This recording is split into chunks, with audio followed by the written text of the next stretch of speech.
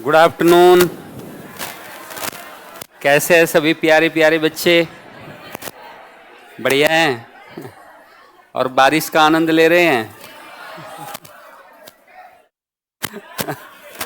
ठीक है, कोई बात नहीं बेटा, आनंद, इन सब चीजों का भी आनंद लिया जाता है कि नहीं?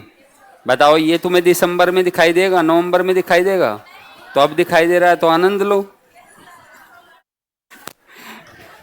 जीवन में हर चीज में पॉजिटिव देखोगे ना, सकारात्मक, तो सब सकारात्मक नजर आएगा।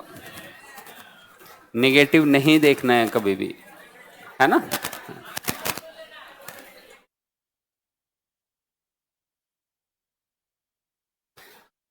तो हम लोगों ने सबसे पहले कल बात की थी आप लोगों के साथ मैसूर के संबंध में, और मैसूर को कल पूरा भी कर लिया था। ऑनलाइन वाले बच्चों का बहुत बहुत स्वागत है सबको। गुड आफ्टरनून, नमस्कार, जय हिंद। आप सब लोग उम्मीद करते हैं बहुत अच्छे होंगे और बहुत स्वस्थ होंगे, अपने अपने घर पे अपना ध्यान रखेंगे। कल का वीडियो बेटा उसको अभी दिखवा लेते हैं प्रशांत, और वो ठीक हो जाएगा। उसके लिए तुम टेंशन मत लो, हमारी नोएडा की टीम सारी चीज़ों को सुपरविजन करती रहती है, और वो अपनी चीज़ों के हिसाब से आपके बिना बताए भी वहाँ पता है सारी चीज़ों का। ठीक है, बिल्कुल परेशान नहीं होना है।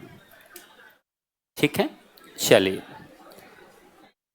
थर्ड मैसूर वॉर छूट गया था, कुछ नहीं। थर्ड मैसूर वॉर में श्रीरंगपट्टनम की संधि हुई थी उसके बाद, और टीपू सुल्तान हार गया था, कॉर्नवालिस वायसराय था, बस याद रखो इतना ही। ठीक है, आधा राज्य ले लिया था, बट फिर भी डलेगी, तुम लोगों को बिल्कुल परेशान नहीं होना। ठीक है, चलो। आज बेटा अंतिम राज्य की बारी है। ठीक है, पंजाब, ये उत्तर का राज्य है। ठीक है, और फिर इसके बाद में आपको आगे चलकर हम बता देंगे कर्नाटक के विषय में, जब पॉलिसीज वगैरह और दूसरी चीज़ें बताएंगे।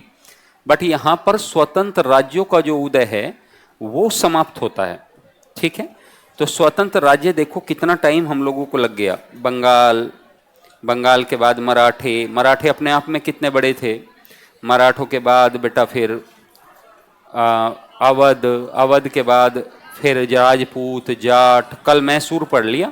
आज बारी है पंजाब की। ठीक है, इसी हफ्ते हम संडे आते आते तक 1857 की क्रांति के आसपास होंगे। ठीक है, लेकिन पहले कुछ चीज़ों को डिटेल से समझते हैं कि पंजाब को पूरा एकदम पूरी कहानी, जैसा कि आप देखते हैं कि हम पूरी कहानी आपको समझाते हैं,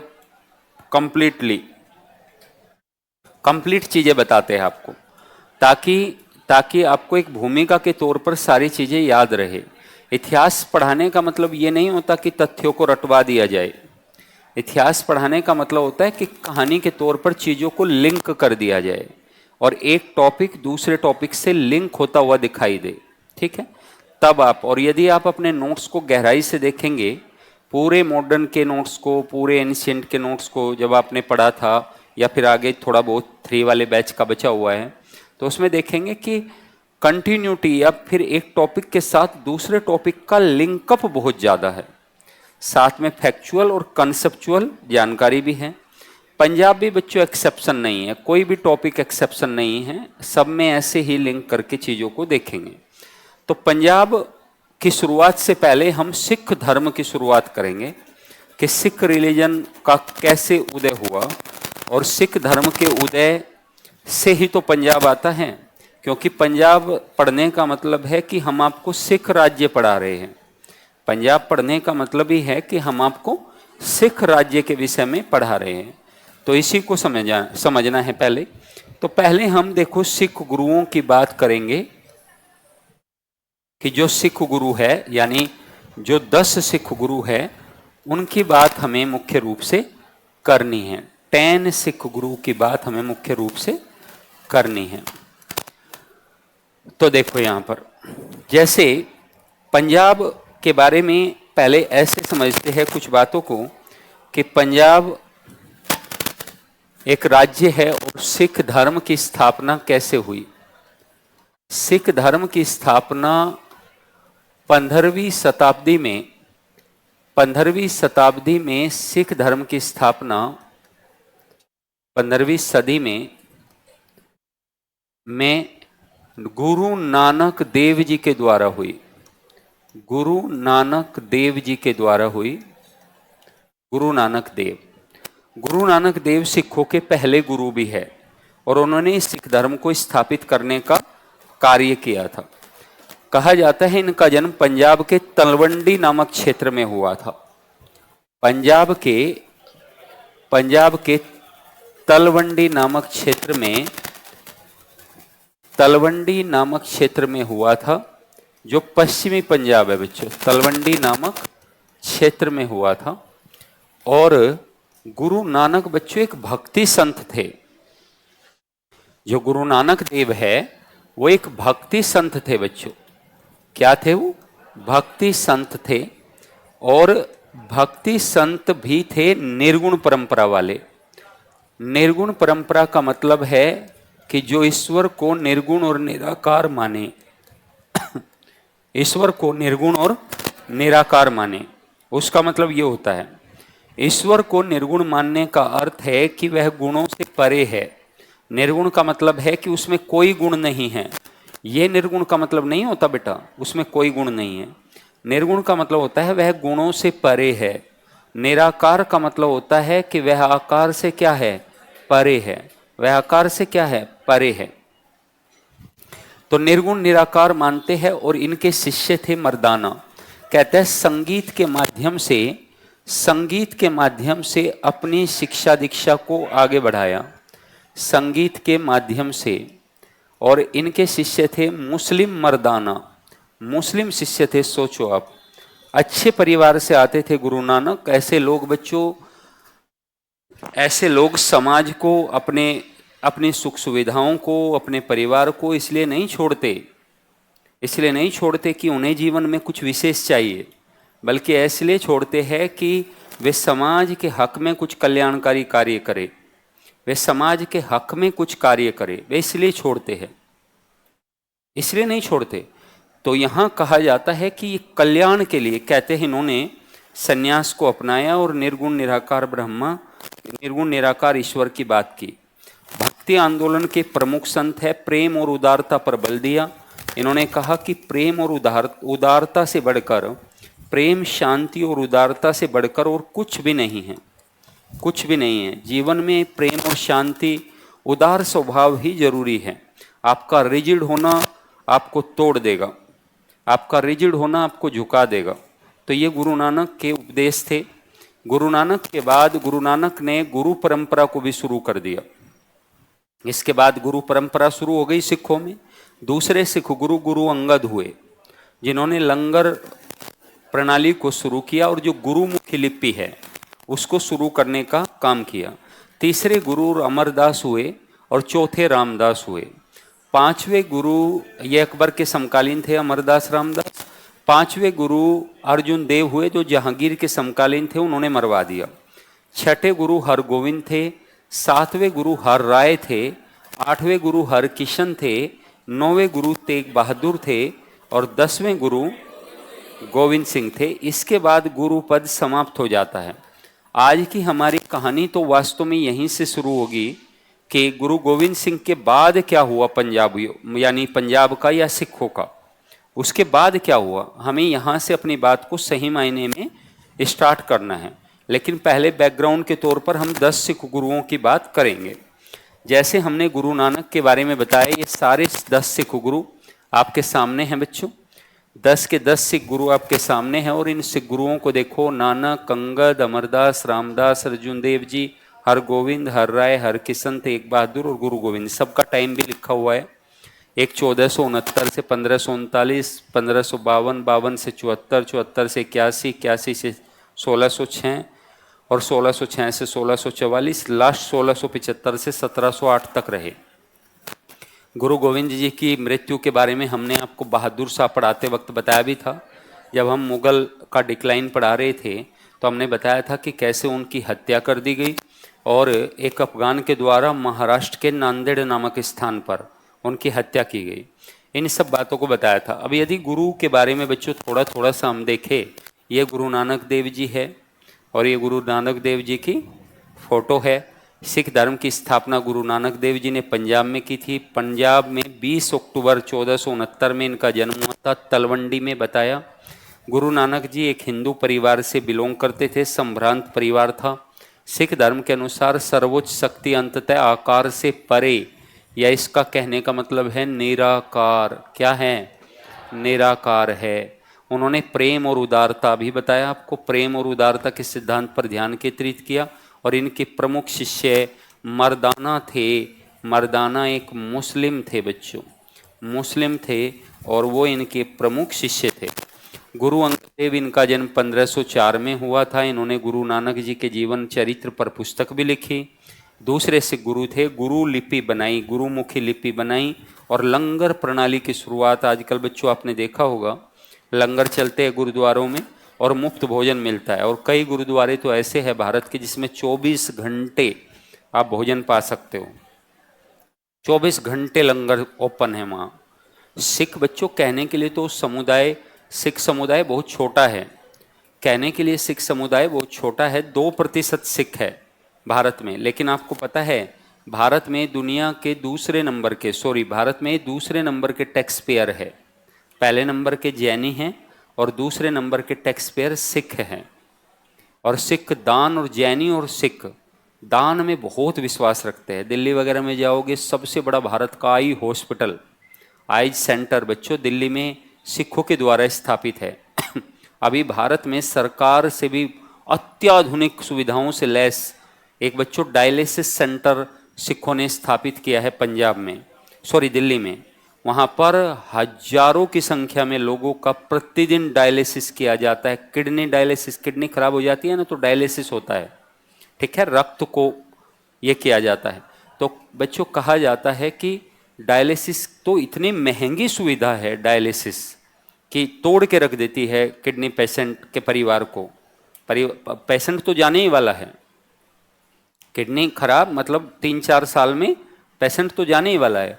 साथ में आर्थिक स्थिति परिवार की बहुत खराब हो जाती है और उसका कारण ये है कि उसका कारण ये है कि डायलिसिस की प्रक्रिया बहुत महंगी है। तो ऐसा डायलिसिस सेंटर इन्होंने, मुफ्त सेंटर जिसमें प्रतिदिन हजारों की संख्या में डायलिसिस होते हैं। तो कितना बड़ा काम किया है ये उन्होंने। अब सोचिए, ऐसे न जाने कितनी चीज़ें कितने गुरुद्वारों में उनकी तरफ से संचालित है। तो सिखों का योगदान बच्चों अच्छा खासा है।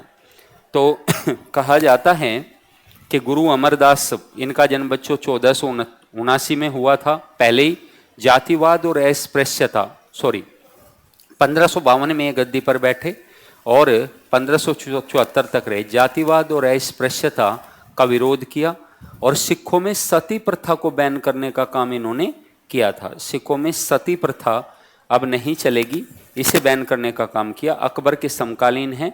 22 अलग अलग गद्दियों का मतलब है बच्चों कि 22 गुरु अलग अलग इन्होंने बनाए। 22 गुरु अलग अलग इन्होंने बनाए थे। 22 गद्दियों की स्थापना की थी। छोटे छोटे क्षेत्रों में 22 महंत टाइप के, महंतों की गद्दी होती थी। महंत मतलब पुरोहित टाइप के, सिख धर्म के पुरोहित। फिर रामदास बच्चों आए, जन्म 1534 में, अमरदास के दामाद थे। यहाँ से गुरुपद आनुवंशिक हो गया। पहले गुरुपद योग्यता के योग्यता के आधार पर दिया जाता था बच्चों, लेकिन यहाँ से गुरुपद क्या हो गया, आनुवंशिक हो गया। और अकबर के समकालीन थे। अकबर ने अमृतसर की भूमि रामदास को दी थी। बाद में बच्चों यहीं पर अमृतसर नगर बसाया गया। अमृतसर तो अब बड़ा होता चला गया बच्चों समय के साथ, और अमृतसर में आगे चलकर गुरु अर्जुन देव ने हरमिंदर साहिब, क्या नाम है बेटा, हरमिंदर साहिब, जिसे आप स्वर्ण मंदिर कहते हैं बच्चों, जिसे आप गोल्डन टेम्पल बोलते हैं, स्वर्ण मंदिर बोलते हैं, उसकी स्थापना भी यहाँ पर हुई थी। देखो यहाँ पर स्वर्ण मंदिर क्या है, स्थित है। तो गुरु अर्जुन देव के बारे में बच्चों, जहांगीर ने इनकी हत्या करवा दी थी, क्योंकि इन्होंने जहांगीर के बेटे खुसरो शाह को अपने यहाँ शरण दे दी थी। और कहते हैं इसी बात से जहांगीर बहुत अत्यधिक क्रोधित हो गए और उन्होंने बच्चों इनकी हत्या करवा दी थी। आदि ग्रंथ संकलित किया था बच्चों इन्होंने, इन्होंने आदि ग्रंथ संकलित किया था अमृतसर में प्रसिद्ध हरमिंदर साहिब। आदि ग्रंथ में प्रसिद्ध अमृतसर में प्रसिद्ध हरमिंदर साहिब का निर्माण करवाया था। अपने पिता जहांगीर से हारने के बाद खुसरो शाह बच्चों इनके आगे थे इनके उसमें, और जहांगीर ने कहा था कि खुसरो शाह को या तो लौटा दो या तो हम आपके साथ अच्छा बर्ताव नहीं करेंगे। कहते हैं खुसरो शाह को इन्होंने लौटाया नहीं और जहांगीर ने इन्हें मृत्यु दंड देने का काम किया। इन्हें जहांगीर ने 1606 में मरवा दिया। इसके बाद बच्चों सिखों ने एक बात सोची अपने मन में। सिखों ने सोचा कि भाई ऐसे तो हमारे गुरुओं को कोई भी मार देगा, ऐसे तो हमें कोई भी दबा लेगा। धार्मिक जत्था होने के लिए जरूरी है कि हम सैन्य रूप से भी सशक्त हो, हम सैन्य रूप से भी सशक्त हो। इसलिए अगले गुरु हरगोविंद सिंह जी ने अपने आप को सैन्य रूप से सशक्त करने का काम किया। यानी उसने पहली बार बच्चों सिखों को सेना में परिवर्तित करने का काम शुरू कर दिया। बस इसी कारण कि अर्जुन देव की हत्या किसने करवा दी थी? बिल्कुल इसी कारण उन्होंने ये किया। तो कहा जाता है कि मुगल सेना को गुरु हरगोविंद ने बच्चों मुगल सेना को भी हराया। इनका विवाद जहांगीर के साथ भी हुआ, सॉरी शाहजहां के साथ। शाहजहां का एक बाज उड़कर इनके खेमे में चला गया, बाज उड़कर तो इनके खेमे में चला गया। तो शाहजहां ने कहा भाई बाज लौटाओ, बाज हमारा है। तो इन्होंने कहा, अब सिखों का एक मानना होता था कि सिखों की शरण में जो भी आ जाएगा वो उसे नहीं देंगे, यानी उसकी रक्षा करेंगे, ये उनका मान्य था। ऐसे कई गुरु मारे गए, तेग बहादुर भी तो ऐसे ही मारे गए, अर्जुन देव ऐसे ही मारे गए। तेग बहादुर ने शरण दे दी थी औरंगजेब के बेटे को, जिसका नाम अकबर सेकंड था। अकबर सेकंड नहीं कहेंगे, उसे अकबर कहेंगे, है ना। अकबर सेकंड तो मुगलों का बादशाह था, वो लास्ट में जब हुआ। तो अब इन राजकुमारों का, इन मुगल शहजादों का क्या काम था? विद्रोह करके भाग जाते थे और सिख गुरुओं को मरवा देते थे। अब सिख गुरु के शरण में जो आ जाता था वे निकालते नहीं थे कि भाई शरण में जो आ गया उसे तो हम फिर क्या करेंगे, उसके रक्षा का दायित्व तो हमारे ऊपर है, यदि प्राण जाए तो जाए, बट हम उसे बाहर नहीं निकालेंगे जो शरण में आया है। तो इसलिए हरगोविंद ने कह दिया कि हम तो बाज नहीं देंगे। बच्चों आप हैरान हो जाओगे, कई लोगों की मध्यस्थता के बाद ये सुलझा विवाद और तब जाकर इन्होंने उस बाज को लौटाया और तब ये शांत हुआ विवाद। और एक बार तो इन्होंने मुगल सेना को पराजित कर दिया। मुगल सेना को भी इन्होंने, बड़ी सेना नहीं रही होगी, छोटी सेना होगी। मुगलों को हराना इतना आसान बात तो थी नहीं। भारत में क्या, विश्व में किसी में हिम्मत नहीं थी उस समय कि मुगलों को इस तरह पांख उठाकर देख ले। ये तो बहुत छोटे बच्चों सिख गुरु हैं। परंतु हुआ क्या था, एक झड़प हुई थी और उसमें इन्होंने मुगल सेना को पराजित करने का काम किया था। सिख वीर भी बहुत थे बच्चों, बहुत वीर थे सिख कहते हैं एक एक सिख 100 पर भारी पड़ता था। इतनी बहादुरी से लड़ते थे सिख, अपने धर्म और अपने समाज, अपने राष्ट्र के लिए वे खड़े खड़े प्राण दे सकते थे। और जब कोई मौत को बच्चों सर पे बांध ले, मौत का सहरा, तो फिर तो सामने कौन है ये फर्क थोड़ी ना पड़ता है, फिर तो जो है वही गाजर मूली की तरह कटेगा। तो ऐसा इन्होंने कई बार देखा। कई युद्धों में सिखों ने, केसरी तो आपने देखी होगी, अफगान युद्धों में बहुत भयंकर भूमिका निभाते थे सिख। जन्म 1630 में गुरु हरराय बच्चों धार्मिक प्रवृत्ति के थे। जीवन ध्यान और गुरु नानक की शिक्षाओं में व्यवस्थित किया। और बच्चों इन्होंने दारा सिखों को साथ दिया था। मैंने बताया था ना, मुगल शहजादे भाग जाते थे, इनके पास छिप जाते थे, तो दारा सिखों को कोऑपरेट इन्होंने किया था। लेकिन उस समय इनकी हत्या नहीं हुई थी। अगले बच्चों ये देखो, बहुत कम उम्र थे गुरु हरकिशन, सबसे युवा ही दिख रहे हैं, सबसे युवा सिख गुरु थे और इनकी मृत्यु चेचक से हो गई थी। 3 ही साल रहे बच्चों बस सिख गुरु। फिर आए गुरु तेग बहादुर। ये बच्चों बहुत बड़े गुरु थे और सिखों के प्रति इनकी आस्था अगाध है, बहुत ज़्यादा आस्था है सिखों के मन में इनके प्रति। आज भी आप यदि सिखों के सामने औरंगजेब की बात भी उठा दोगे तो सिख बहुत चिढ़ जाते हैं। उनका कहना ये है कि हमारे गुरुओं को, कहते हैं बच्चों, तेग बहादुर की आंखें सरिया को गर्म करके जो लोहे की छड़ें थी उसकी आंखें में घुसा दी गई थी। ये ऐसी यातनापूर्ण, शेषगंज गुरुद्वारा है दिल्ली में, वहाँ बच्चों कहते हैं इनकी हत्या की गई, इनके 2 बेटों को दीवार में जिंदा चुनवा दिया गया, इतना भयंकर। तो इसलिए गुरु तेग बहादुर, लेकिन गुरु तेग बहादुर के सामने और संभाजी के सामने बस 2 ही बात रखी गई थी। संभाजी जो मराठा थे उन्हें भी और सुख से गुरु तेग बहादुर को भी ये कहा गया था कि यदि आप अपना अपना धर्म छोड़कर और यदि आप मुस्लिम धर्म या इस्लाम धर्म स्वीकार कर लेते हो तो हम आपको छोड़ देंगे। लेकिन गुरु तेग बहादुर ने कहा कि इस्लाम नहीं अपनाया जाएगा, हत्या आपको जैसे करनी है वैसे आप कर सकते हो। तो बहुत क्रूरता से सिख गुरु की हत्या की गई, औरंगजेब के द्वारा इनकी हत्या की गई। धार्मिक नीतियों का बच्चों इन्होंने बहुत विरोध किया था। दिल्ली में शीशगंज गुरुद्वारा आज भी है बच्चों, जहाँ इनका शीश काट दिया गया था, वहीं पर नाम पड़ गया शीशगंज गुरुद्वारा। गुरु गोविंद सिंह बच्चों अंतिम सिख गुरु थे, 10वें सिख गुरु थे, और गुरु पद की समाप्ति करने का काम इन्होंने किया। यहीं से हमें आज अपनी बात शुरू करनी है, ठीक है। यहीं से गुरु गोविंद सिंह के बारे में हम आपको पूरी बातें एक एक करके समझाते हैं। ये 10 सिख गुरु बच्चों हम आपके हवाले करते हैं ताकि आप इन्हें नोट कर लेंगे और इन्हें समझ लेंगे, क्योंकि इनके बारे में जानकारी तो यही है, ठीक है। तो आप ये पूरी आपका ऐसे ही अपलोड हो जाएगी। हम बात करेंगे शुरू सिख राज्य गुरु गोविंद सिंह से, ठीक है। ये सबको आप पढ़ लेना है, अच्छे तरीके से देख लेना है। हेडिंग लगाइए सिख राज्य, लिख लोगे बेटा इसे? हाँ, इतना तो लिखना ही पड़ेगा, है ना।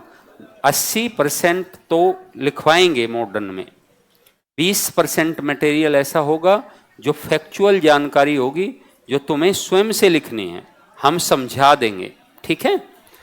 80% लिखवाएंगे सारा। गुरु अर्जुन देव, हिस्ट्री में यही है। गुरु अर्जुन देव, सॉरी, गुरु गोविंद सिंह से बात शुरू करनी है, लेकिन पहले इनके बारे में तो सारा कुछ समझाएंगे ही। पहले हेडिंग लगाना है भूमिका, पहले हेडिंग लगानी है भूमिका। भूमिका पहले लिखेंगे बेटा, क्या लिखेंगे? भूमिका लिखेंगे। सिख राज्य को हम ऐसे पढ़ेंगे बच्चों, थोड़ा सा समझिए पहले एक बार। पहले देखो यहां पर पंजाब या सिख राज्य, सिख राज्य या पंजाब को हम कैसे समझेंगे, इसको देखते हैं आप एक बार। इसे सबसे पहले बच्चों एक भूमिका इसकी लिखेंगे, एक इंट्रोडक्शन इसका लिखेंगे, यानी इसकी भूमिका के विषय में बताएंगे कि कैसे कैसे भूमिका, चूंकि हर विषय में हम भूमिका लिख रहे हैं, हर टॉपिक में हम लोग लिख रहे हैं, तो इसकी भूमिका को बताएंगे। फिर बच्चों हम आपको बताएंगे गुरु गोविंद सिंह जी के बारे में। गुरु गोविंद सिंह के द्वारा बच्चों जो खालसा पंथ की स्थापना की, गुरु गोविंद सिंह जी के द्वारा खालसा पंथ की स्थापना की गई, उसके बारे में बताएंगे कि कैसे खालसा पंथ स्थापित हुआ और खालसा के क्या मायने थे और गुरु पद समाप्त होने के क्या मायने थे, इसके बारे में बात करेंगे। इसके बाद प्यारे बच्चों हम आपको बताएंगे कि गुरु गोविंद सिंह की मृत्यु के बाद सिखों का क्या हुआ। बंदा बहादुर के नेतृत्व में, बंदा बहादुर के नेतृत्व में सिख, बंदा बहादुर के नेतृत्व में, बंदा बहादुर के नेतृत्व में सिख बच्चों, यानी कि इनके नेतृत्व में सिख कैसे रहे, इसके बारे में भी हम आपको बताएंगे। और उसके बाद बच्चों सिखों का डाउनफॉल, जब सिखों का दमन हो गया और 12 सिख मिसलों का उदय हुआ, 12 सिख मिसलों का उदय हुआ बच्चों, 12 सिख मिसलों का उदय हुआ, इसको भी हम आपको समझाएंगे। और साथ में मेरे प्यारे बच्चों हम आपको बताएंगे राजा रणजीत सिंह के बारे में। किसके बारे में? राजा रणजीत सिंह ही तो मुख्य हैं। राजा रणजीत सिंह के बारे में, जो एक बहुत शक्तिशाली राजा थे। विक्टर जैकोमी कहते हैं, एक बच्चों बहुत बड़े लेखक है विक्टर जैकोमी। वो कहते हैं, ध्यान से सुनेंगे बेटा, वो कहते हैं कि भारत में राजा रणजीत सिंह की तुलना नेपोलियन बोनापार्ट से की जा सकती है। यानी छोटे स्तर पर इन्हें नेपोलियन बोनापार्ट कह सकते हैं। एक स्वतंत्र राज्य, दो ही तो राज्य थे बच्चों, एक मैसूर और एक पंजाब, जो ब्रिटिश के सामने मत्था नहीं टेके, जो ब्रिटिश के सामने नहीं झुके। और पंजाब तो उस और भी आगे है बच्चों। जब तक राजा रणजीत सिंह रहे, 1498 से राजा रणजीत सिंह का काल शुरू होता है, सॉरी 1798 से इनका काल शुरू होता है बच्चों, और 1839 तक चलता है। और आप देखो कि 19वीं शताब्दी में तो बच्चों अंग्रेज कितने ज़्यादा शक्तिशाली हो गए, मानते हो कि नहीं? कितने पावरफुल हो गए, ब्रिटिशर्स बहुत पावरफुल हो, लेकिन तब भी उनकी हिम्मत नहीं है कि वो राजा रणजीत सिंह की तरफ आंख उठाकर देखे। ये सिख राज्य आप ऐसे इसको बना सकते हो, इतनी चीजें हम इसमें पढ़ने वाले हैं, बना सकते हो ऐसे। यहाँ गोली मारने का बात हो रहा है, कौन लड़ लिया जी? ये अलग ही है ऑनलाइन वाले, कभी भी कहीं भी लड़ सकते हैं, क्योंकि इन्हें लड़ना थोड़ी ना है। एक छपरा में बैठा है, एक मोतीहारी में, एक गया में बैठा हुआ है, तो इनको क्या है, वहीं से बोल देते हैं फरिया देंगे, फरिया है कि नहीं? तो ये सब करते हैं। शांत होकर पढ़ लो तुम, नहीं तो कुटाई कर देंगे तुम्हारी। एक पूछ रहा है कोई बताओ कितना पेज लिखे है, कितना भी नहीं लिखे है, अभी तक समझा ही रहे हैं, ठीक है? अब लिखना शुरू करेंगे। लिखे बच्चों भूमिका, बना लिया इसे? नहीं बनाया? कुछ कष्ट कर लिया करो, जैसे साथ साथ बना रहे थे इसको, तो बना लिया करो, ऐसा स्ट्रक्चर है कि नहीं? इसे कहते हैं हाथ पैर खोल करके कष्ट करना। क्या क्या कहते हैं इसको? कष्ट करना। तो वो कर लिया करो, कभी कभी हिला लिया करो थोड़े बहुत हाथ पैर। लिखो अगला पॉइंट। ये देखो रामलाल को, रामलाल अलग ही मोड में रहता है। लिखे बेटा, लिखो भूमिका।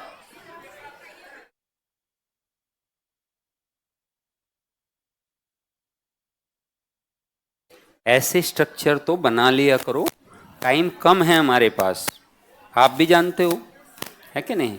समय सीमा कम है और सिलेबस ज़्यादा है, और सब अच्छे से करना है, छोड़ना कुछ नहीं है ना?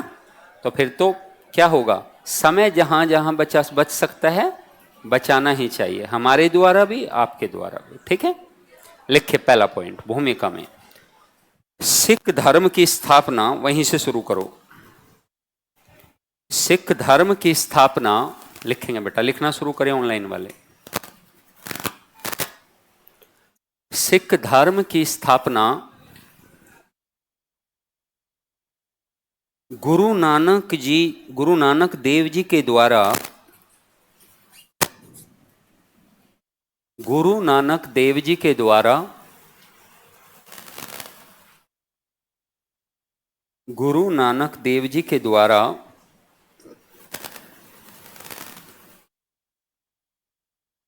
पंजाब में 15वीं शताब्दी में की थी। पंजाब में 15वीं शताब्दी में की थी। पंजाब में 15वीं शताब्दी में की थी। नेक्स्ट पॉइंट, 15वीं शताब्दी में की थी।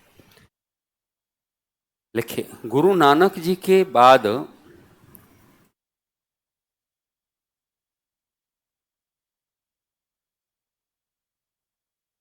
सिख धर्म में 10 गुरु, गुरु नानक जी के पश्चात सिख धर्म में 10 गुरुओं की परंपरा रही। 10 सिख गुरुओं की परंपरा रही। 10 सिख गुरुओं की परंपरा, 10 सिख गुरुओं की क्या रही? परंपरा रही। परंपरा रही। 10 सिख गुरुओं की परंपरा रही थी। अब यहाँ पर बच्चों जो 10 सिख गुरु है, जो 10 सिख गुरु है, उनमें हमें आपको समझना है कि किस तरीके से चीज़ों को, आपने बता दिया कि कौन कौन से गुरु कैसे कैसे रहे, लिखे। सिख धर्म के 10वें और अंतिम सिख गुरु, सिख धर्म के 10वें और अंतिम सिख गुरु गुरु गोविंद सिंह थे। गुरु गोविंद सिंह थे, गुरु गोविंद सिंह थे, जिन्होंने सिख धर्म में, जिन्होंने सिख धर्म में गुरु परंपरा को, जिन्होंने सिख धर्म में गुरु परंपरा को समाप्त कर दिया था, गुरु परंपरा को समाप्त कर दिया था, समाप्त कर दिया था। 1708 में गुरु गोविंद सिंह जी की मृत्यु के पश्चात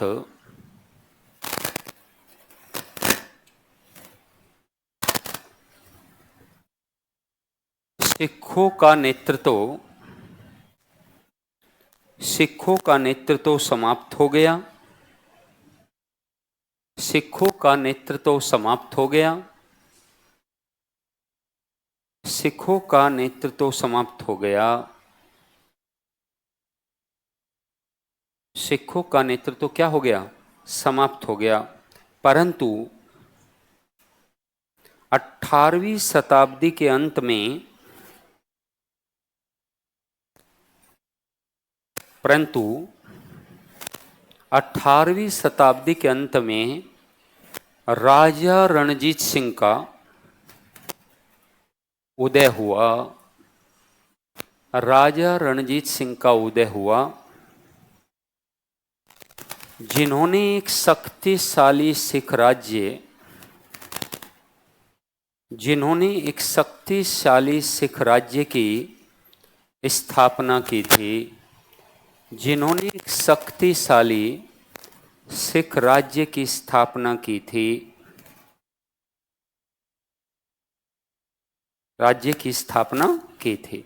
तो बच्चों अब इसी को हमें पूरा डिटेल से समझना है, ठीक है। हेडिंग लगाइए गुरु गोविंद सिंह। पंजाब हेडिंग लगाकर, पंजाब तो लगा ही लिया था, गुरु गोविंद सिंह हेडिंग लगाइए। गुरु गोविंद सिंह, हम अपनी बात मेरे प्यारे बच्चों शुरू करेंगे। गुरु गोविंद सिंह जी के बाद के द्वारा हम अपनी बात शुरू करेंगे। गुरु गोविंद सिंह, पहले बच्चों हमें ये समझना है कि गुरु गोविंद सिंह का जन्म तो आपको पता है पटना में हुआ था बच्चों। गुरु गोविंद सिंह का जन्म कहाँ हुआ था? पटना में हुआ था। इसके बारे में बच्चों हमने आपको बता भी दिया था अभी। ये जब हमने 10 सिख गुरु देखे तो गुरु गोविंद सिंह जी के बारे में हमने आपको बताया। 1675 में ये गुरु बने बच्चों, और ये अंतिम सिख गुरु है, और पटना में इनका क्या हुआ था? जन्म हुआ था। कहा जाता है कि जो यहाँ पे देखो बेटा, जो यहाँ से गुरु गोविंद सिंह का जन्म है, ये 1675 से शुरू होता है इनका टाइम पीरियड, और ये 1708 तक रहते हैं। नांदेड़ महाराष्ट्र में इनकी हत्या की गई। तो गुरु गोविंद सिंह का जन्म पटना में हुआ, पहली बात, जन्म पटना में हुआ, पहली बात। दूसरी बात बच्चों कि ये सिखों के 10वें और अंतिम गुरु थे। 10वें और अंतिम गुरु थे, सिखों के 10वें एवं अंतिम गुरु थे ये। तीसरी बात बच्चों, तीसरी बात है कि इन्होंने सिखों को बच्चों, सिख में गुरु पद को समाप्त करने का काम किया था। गुरु पद को समाप्त किया था, गुरु पद को समाप्त किया था। और अगला गुरु बच्चों इन्होंने किसे नियुक्त किया? अगला गुरु गुरु इन्होंने गुरु ग्रंथ साहिब। गुरु ग्रंथ साहिब को आप गुरुद्वारा जाओगे बच्चों, कभी आप लोगों में से कभी गए भी होंगे लोग। गुरु ग्रंथ साहिब ही, गुरु ग्रंथ साहिब को इन्होंने अगला गुरु घोषित किया। अब गुरु ग्रंथ साहिब ही सिखों के गुरु है और हमें उसी के हिसाब से चलना है। गुरु ग्रंथ साहिब ही सिखों के गुरु है। तो आप देखोगे कि बच्चों जो गुरुद्वारा होता है उसमें गुरु ग्रंथ साहिब के ऊपर ही पंखा झोला जाता है, ऐसे करके ऐसे ऐसे करके पंखा झोलते रहते हैं हमेशा। देखना आप, गुरु ग्रंथ साहिब यानी अब वही गुरु है, वही मार्गदर्शक है, वही लोगों को राह दिखाता है। आज वर्तमान में ऐसी स्थिति है। इसे बच्चों 10वें पातशाह का ग्रंथ, इसे 10वें पातशाह या बादशाह, 10वें पातशाह का ग्रंथ भी कहा जाता है। 10वें पातशाह का ग्रंथ भी कहा जाता है इसको, गुरु ग्रंथ साहिब को। इसके अलावा बच्चों कहते हैं इन्होंने गुरुपद को समाप्त करके खालसा पंथ की स्थापना की थी। खालसा पंथ की स्थापना की थी। ये खालसा पंथ क्या है बच्चों? खालसा शब्द खालिस से आया है, ध्यान से सुनोगे बेटा। खालसा पंथ खालिस से आया है और खालिस का मतलब होता है प्योर, शुद्ध, विशुद्ध। इसका मतलब होता है खालिस। यानी जो खालिस शब्द है बच्चों, जो खालिस शब्द है बच्चों, वो खालसा इसी से बना है। इसका मतलब क्या होता है? शुद्ध होता है। यानी इन्होंने कहा कि प्योर सिख वो है जो खालसा वाला है। और इसने इन्होंने खालसा पंथ में कहते हैं सिखों को 5 वस्तुएं धारण करने की बात कही। इसे कहते हैं बच्चों पंच ककार। क्या कहते हैं? पंच ककार या मकार। पंच ककार या मकार इसको कहते हैं। और ये पंच ककार यानी 5 वस्तुएं हैं बच्चों। कितनी वस्तु हैं? 5। जैसे केश, जैसे कड़ा, जैसे कंघा, जैसे कृपाण बच्चों, कृपाण बच्चों यानी कटार बच्चों जिसको आप कहते हैं। और बच्चों एक कच्छ यानी कच्छा। ये 5 चीजें बच्चों सिखों को धारण करनी चाहिए, तो वो फिर मुंडा सरदार कहलाएगा। मुंडा सरदार कहलाएगा, वो सिख नहीं कहलाएगा। वो क्या कहलाएगा? मुंडा सरदार कहलाएगा। मुंडा सरदार कहलाएगा वो। ये 5 चीजें उसे धारण करनी चाहिए, वही सच्चा सिख है, खालिस सिख है। इसका मतलब इसे कहते थे खालसा पंथ। क्या कहते हैं बच्चों? खालसा पंथ। लेकिन बच्चों कहते हैं इन्होंने औरंगजेब के साथ बड़ा संघर्ष किया। औरंगजेब के साथ संघर्ष किया, इतना औरंगजेब के साथ संघर्ष किया। और बच्चों इतना बलिदान तो कोई कोई ही देता है जीवन में बच्चों, जिन्होंने गुरु गोविंद सिंह ने दिया। 4 बेटे थे गुरु गोविंद सिंह के, चारों को युद्ध में भेज कर शहीद करवा दिया इन्होंने। चारों बेटों को, यानी गुरु ने खुद अपने बेटों की शहादत दी। कहते हैं मुगलों के खिलाफ झुकना स्वीकार नहीं किया, क्योंकि बच्चों औरंगजेब की धार्मिक नीतियां प्रतिकूल थी। औरंगजेब बहुत रिजिड था ना। रिजिड हो और व्यक्ति के हाथ में पावर भी आ जाए तो सत्यानाश हो गया। आप रिजिड हो और आपके हाथ में बच्चों पावर ना हो तो फिर तो आप किसी का कुछ खास बिगाड़ नहीं पाते हो। लेकिन बच्चों आप देखोगे लोगों को रिजिड हो जाते हैं। जैसे आपने बहुत सारे ऐसे दोस्तों को देखा होगा, बहुत सारे ऐसे लोगों को देखा होगा, आपने कभी हमेशा उनकी सुनी, कभी उनके बारे में थोड़ा बहुत कुछ कह दिया जो सच भी था, नाराज होकर बैठ गए और आपसे बातें करनी बंद कर दी। और ऊपर से ये भी कह दिया कि भाई हम जो है, हम माफ करना नहीं आता हमें। तो ये क्या स्थिति है भाई? आपको लिबरल होना चाहिए जीवन में। तह जाते हैं वे वृक्ष जो आंधियों में खड़े रहते हैं, और बच्चों वे वृक्ष बचे रहते हैं हमेशा जो झुक जाते हैं, है ना। तो इसलिए आपको अपना व्यवहार इतना भी रिजिड नहीं करना चाहिए, इतना भी रिजिड नहीं करना चाहिए कि आप किसी से बात करना बंद कर दो, किसी को देखना बंद कर दो अपने आप। ऐसे व्यक्ति को कहते हो, ऐसे व्यक्ति को कहा जाता है अहंकार युक्त व्यक्ति, जिसको खुद भी नहीं पता कि वो अहंकार युक्त हो गया है, उसको खुद भी नहीं पता। क्योंकि व्यक्ति अपना विश्लेषण करेगा तो कैसे करेगा, अपना विश्लेषण वो ठीक से कर ही नहीं पाएगा। तो ऐसा व्यक्ति होता है दंभी व्यक्ति कहते हैं इसको। क्या कहते हैं? दंभी व्यक्ति कहते हैं इसको। दंभ आ गया उसमें, है ना। और सुधार की संभावना उसमें क्या है? कम। आत्ममुग्धता भी होती है उसमें। आत्ममुग्धता का मतलब है अपने आप को देखकर मोहित हो जाना। अरे वाह, मैं तो अपने आप में ही हूं। ऐसा आत्ममुग्ध व्यक्ति हो जाता। ऐसा व्यक्ति बनने से क्या है? बचना है। क्या करना है? बचना है जीवन में। कैसा रहना है? उदार। कैसा रहना है? उदार। औरंगजेब ऐसा ही व्यक्ति था। वह सोचता था कि जो वह करता है, अब ध्यान से सुनो, वह सोचता था कि वह जो करता है वह सिर्फ अल्लाह के लिए करता है। लेकिन उसे ये नहीं पता था कि मूर्ख, जो तू करता है वो सब अल्लाह के विरोधी तो करता है। नहीं समझे? मोहम्मद साहब ने तो ऐसे कोई सिद्धांत नहीं दिए थे जिसकी बात तुम करते हो। तो कहते ऐसी स्थिति, उनकी त्योहारों पर प्रतिबंध लगा देना, जबरदस्ती धर्मांतरण करवा देना, आंखों में सरिया डलवा देना इस बात को लेकर कि इस्लाम अपनाओ। अरे भाई, उसका धर्म है। सहिष्णुता भी कोई चीज है कि नहीं है? ये भी स्थिति है। लेकिन बच्चों, आपने देखा था मुअज्जम जैसे ही गद्दी पर आया, मुअज्जम जैसे ही गद्दी पर आया प्यारे बच्चों, मुअज्जम के गद्दी पर आते ही नीतियां बदली, याद है? और उसने गुरु गोविंद सिंह जी को अपने पास बुलाकर, उन्होंने बच्चों गुरु गोविंद सिंह जी को अपने पास बुलाकर 5000 का मनसब दिया था, याद है? तो 5000 का मनसब दिया था।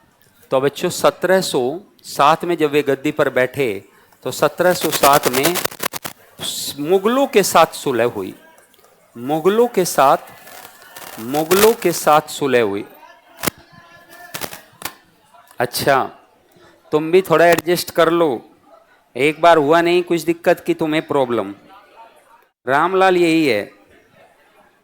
अब ठीक है? हाँ, कहाँ है रामलाल?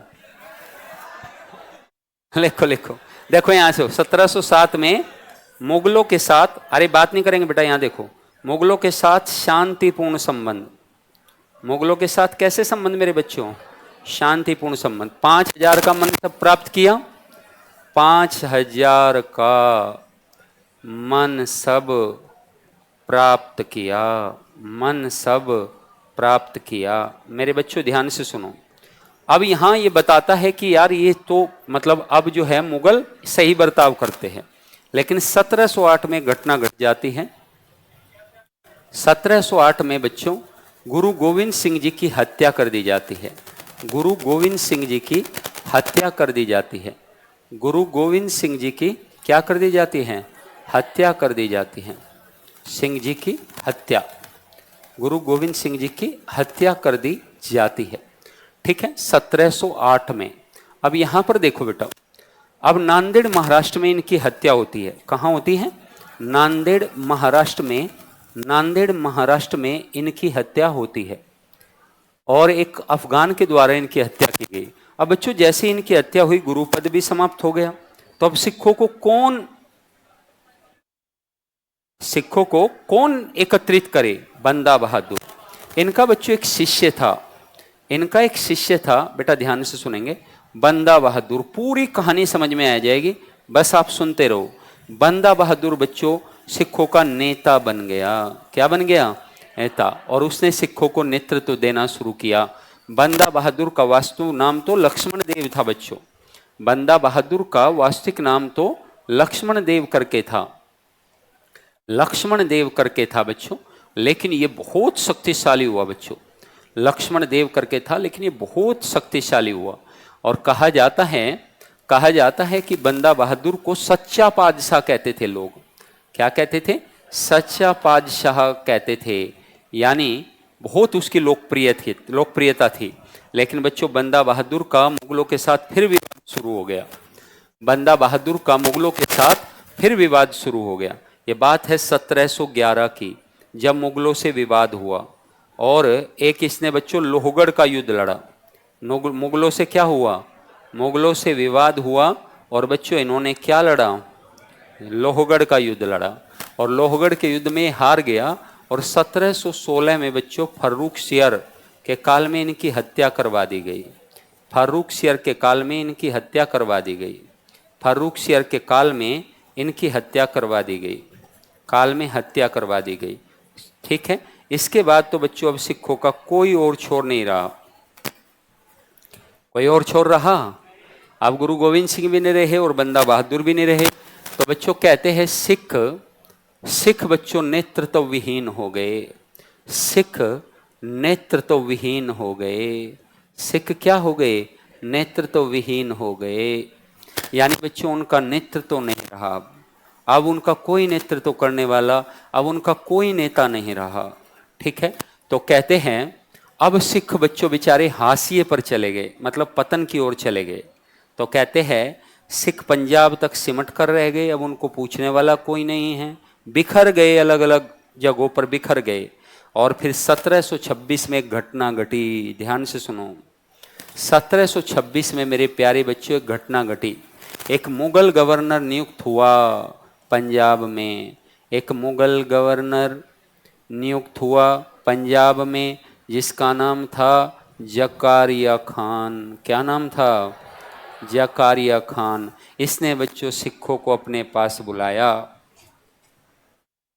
सिखों को अपने पास बुलाया और सिखों के एक नेता को, नवाब कपूर सिंह को, नवाब कपूर सिंह को मेरे प्यारे बच्चों इसने जमींदारी दी। क्या दी बेटा? जमींदारी दी। जमींदारी दी। और कपूर सिंह ने बच्चों अपने आप को शक्तिशाली करना शुरू कर दिया और सिखों को एकजुट करना भी शुरू कर दिया। सिखों को एकजुट करना भी शुरू कर दिया। लेकिन बच्चों तभी ये घटना घटने लगी। एक घटना ये घटी कि नवाब कपूर सिंह ने खालसा को दल खालसा में बदल दिया। खालसा को दल खालसा में बदल दिया। अब आप कहोगे सर खालसा और दल खालसा में क्या अंतर होगा? मेरे प्यारे बच्चों, दल खालसा का मतलब होता है, दल खालसा का मतलब होता है कि खालसा वाले सैनिकों का दल, खालसा वाले सिखों का दल। और अब ये सेना की गतिविधियों से भी जुड़ गए। दल खालसा बच्चों एक सिख सेना की भांति खड़ी हो गई। एक सिख सेना की भांति खड़ी हो गई। और बच्चों 1753 में कहते हैं दल खालसा ने एक राखी प्रथा शुरू कर दी। एक राखी प्रथा शुरू कर दी। राखी बच्चों एक प्रकार का टैक्स था। राखी एक प्रकार का क्या था? टैक्स था, जो बच्चों लगभग 1/5 भाग था, यानी लगभग 20% था कमाई का। कितने प्रतिशत था? 20% था। यानी 20% कर देने की उपज की बात कही सिखों ने अपने आप को कि हमें कर दो आप, तभी तो राज्य बनेगा। और बच्चों सिख 20% राखी के तहत कर लेने लगे। कहते हैं बच्चों इसके बाद कपूर सिंह के बाद जस्सा सिंह अहलूवालिया सिखों का नेता बना। और सिख धीरे धीरे करके 12 मिसलों में बट गए। यानी अलग अलग, जैसे पंजाब के एक क्षेत्र में एक मिसल बन गई, पंजाब के दूसरे क्षेत्र में एक मिसल बन गई, पंजाब के तीसरे क्षेत्र में एक मिसल बन गई। ऐसे करके बच्चों 12 मिसल बन गई। कितने मिसलें बन गई? 12 मिसलें बन गई। ऐसे करके, और ये 12 मिसलें बच्चों कहते बड़े ही अलग टाइप की मिसलें थी ये। इनका अपना एक नाम होता था, अपना एक झंडा होता था, अपना एक निशान होता था। इन 12 मिसलों का अपना नाम, अपना झंडा, अपना निशान होता था इनका, और अपना क्षेत्र होता था बच्चों। उसको कहते थे मिसल। तो मिसल मीन्स एक ग्रुप। मिसल का मतलब क्या है? एक ग्रुप, यानी एक समूह सिखों का। और कहते हैं अलग अलग सिख जो है शक्तिशाली होने लगे। बच्चों सुकर चकिया, एलूवालिया, भंगी, और बच्चों बहुत सारी मिसलें बन गई, फुलकियाँ, तमाम 12 मिसलें थी। इसी में से एक मिसल थी सुकर चकिया मिसल। क्या थी?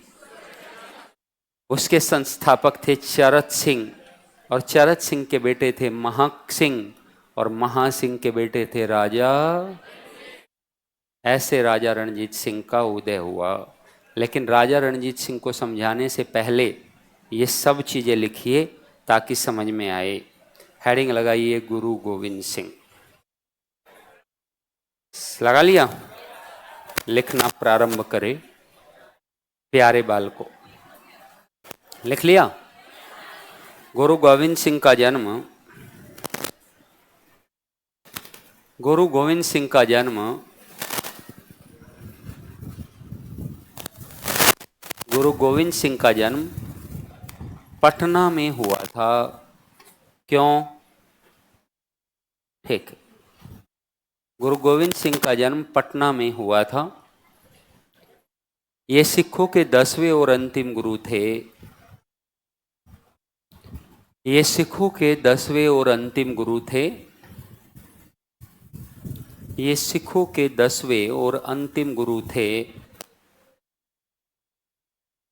इन्होंने गुरु पद को समाप्त कर दिया था। इन्होंने गुरु पद को समाप्त कर दिया था। इन्होंने गुरु पद को समाप्त कर दिया था और गुरु ग्रंथ साहिब को गुरु ग्रंथ साहिब को सिखों का अगला गुरु और गुरु ग्रंथ साहिब को सिखों का अगला गुरु घोषित किया। सिखों का अगला गुरु घोषित किया। गुरु ग्रंथ साहिब को 10वें पातशाह का ग्रंथ भी गुरु ग्रंथ साहिब को 10वें पातशाह का ग्रंथ भी कहा जाता है। गुरु गोविंद सिंह को 10वें पातशाह का ग्रंथ भी गुरु ग्रंथ साहिब को 10वें पातशाह का ग्रंथ भी कहा जाता है। गुरु गोविंद सिंह जी ने या इन्होंने खालसा पंथ को स्थापित किया था। इन्होंने खालसा पंथ को स्थापित किया था और इसके अंतर्गत पंच ककार का सिद्धांत प्रस्तुत किया था। और इसके अंतर्गत पंच ककार का सिद्धांत प्रस्तुत किया था। पंच ककार का सिद्धांत प्रस्तुत किया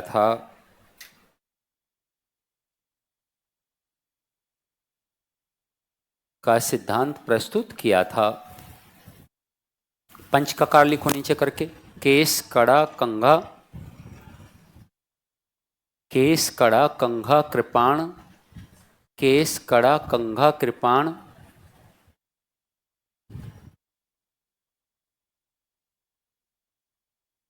केश कड़ा कंघा कृपाण,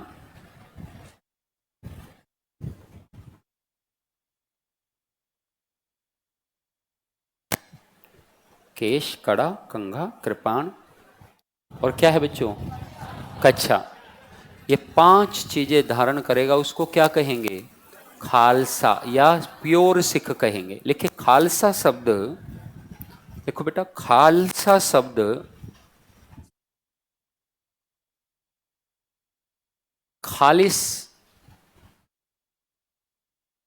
खालिस से लिया गया है। खालिस का अर्थ है शुद्ध, प्योर।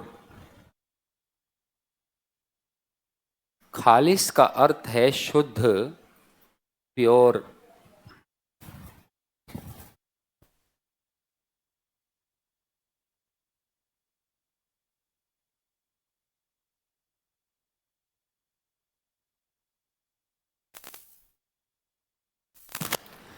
लिखो बेटा आशीष।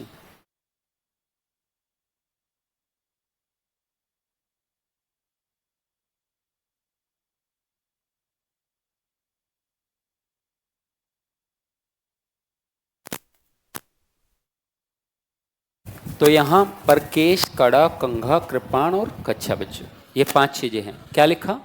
खालसा शब्द कहाँ से आया है? खालिस से। खालिस का क्या मतलब होता है? शुद्ध, शुद्ध होता है। अर्थात, अर्थात, अर्थात सच्चा सिख, अर्थात सच्चे सिख वाला संप्रदाय, अर्थात सच्चे सिख वाला संप्रदाय, सच्चे सिख वाला संप्रदाय। गुरु गोविंद सिंह जी का, गुरु गोविंद सिंह जी का मुगल बादशाह औरंगजेब से, गुरु गोविंद सिंह जी का मुगल बादशाह औरंगजेब से भारी विवाद था। औरंगजेब से भारी विवाद था, भारी विवाद था। और गुरु जी ने या गुरु गोविंद सिंह जी ने मुगलों के खिलाफ युद्धों में, मुगलों के खिलाफ युद्धों में अपने 4 बेटों की, अपने 4 बेटों की शहादत, अपने 4 बेटों की शहादत दी थी, अपने 4 बेटों की शहादत दी थी। परंतु औरंगजेब की मृत्यु के पश्चात, परंतु औरंगजेब की मृत्यु के पश्चात मुगल बादशाह बहादुर शाह प्रथम ने, मुगल बादशाह बहादुर शाह प्रथम ने, मुगल बादशाह बहादुर शाह प्रथम ने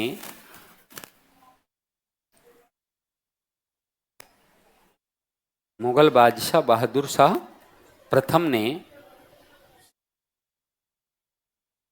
बहादुर शाह प्रथम ने बच्चों गुरु गोविंद सिंह को 5000 का मनसब देकर,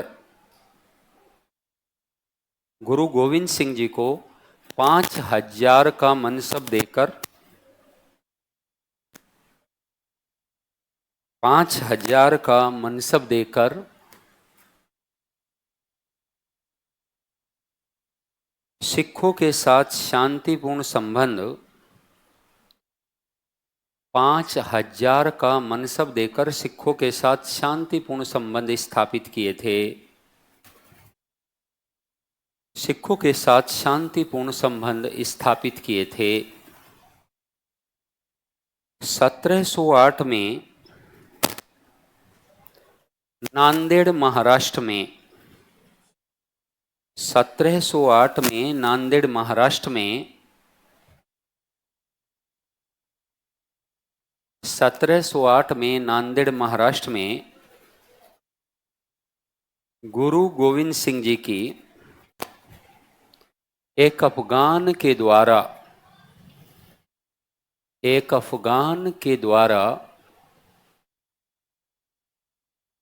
द्वारा हत्या कर दी गई थी। एक अफगान के द्वारा हत्या कर दी गई थी। गुरु गोविंद सिंह जी की मृत्यु के पश्चात या इनकी मृत्यु के पश्चात इनके शिष्य बंदा बहादुर, ब्रैकेट में लक्ष्मण देव, इनके शिष्य बंदा बहादुर, ब्रैकेट में लक्ष्मण देव, इनके शिष्य बंदा बहादुर, ब्रैकेट में लक्ष्मण देव, लक्ष्मण देव सिखों के नेता बने, सिखों के नेता बने, सिखों के नेता बने। बंदा बहादुर को उसके अनुयायी, बंदा बहादुर को उसके अनुयायी सच्चा बादशाह, बंदा बहादुर को उसके अनुयायी सच्चा पादशाह कहकर बुलाते थे। उसके अनुयायी सच्चा पादशाह कहकर बुलाते थे, कहकर बुलाते थे। 1711 में मुगलों और सिखों के बीच 1711 में मुगलों और सिखों के बीच पुनः विवाद, मुगलों और सिखों के बीच पुनः विवाद आरंभ हो गया। मुगलों और सिखों के बीच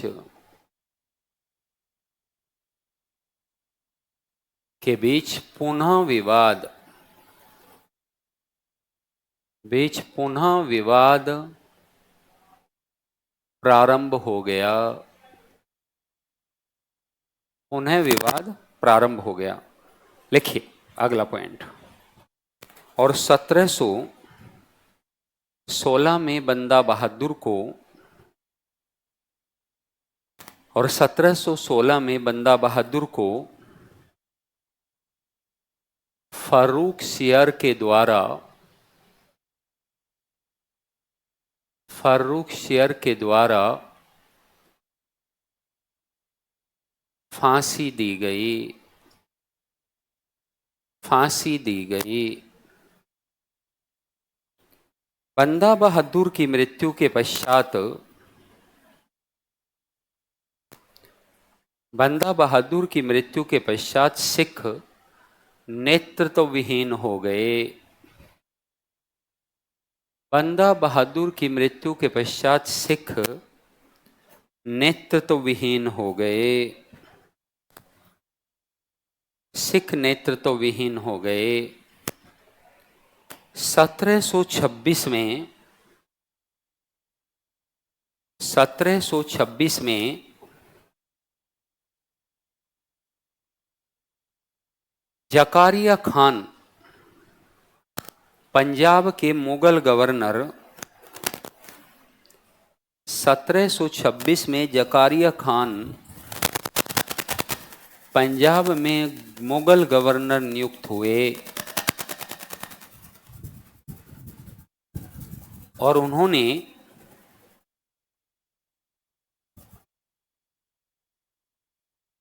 एक सिख नवाब कपूर सिंह को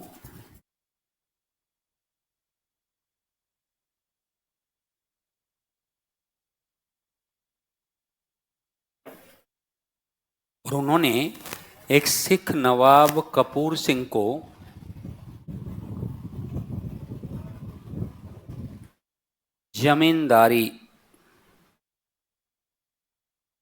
सिख नवाब कपूर सिंह को जमींदारी दी, जमींदारी दी।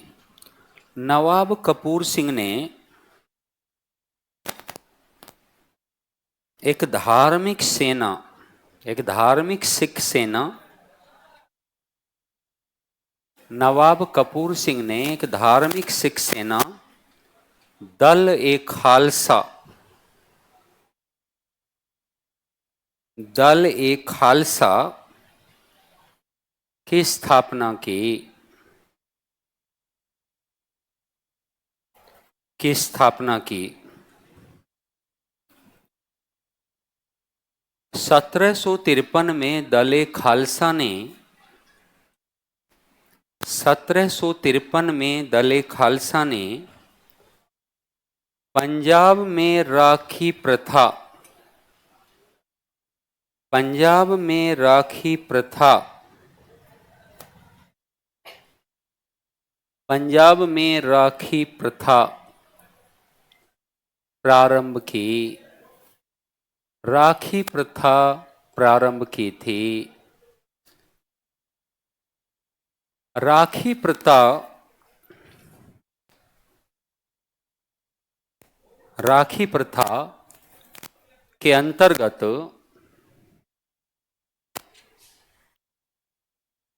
दल ए खालसा 20% कर, उत्पादन का 20% कर, उत्पादन का 20% कर वसूलता था, वसूलता था, जिससे सिख पंजाब में, जिससे सिख पंजाब में शक्तिशाली होकर, जिससे सिख पंजाब में शक्तिशाली होकर उभरने लगे।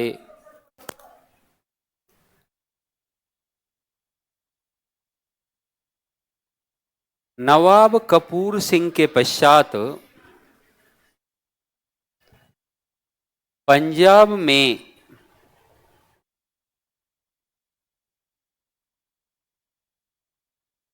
नवाब कपूर सिंह के पश्चात पंजाब में जस्सा सिंह अहलूवालिया, जस्सा सिंह अहलूवालिया सिखों के नेता बने। जस्सा सिंह अहलूवालिया सिखों के नेता बने।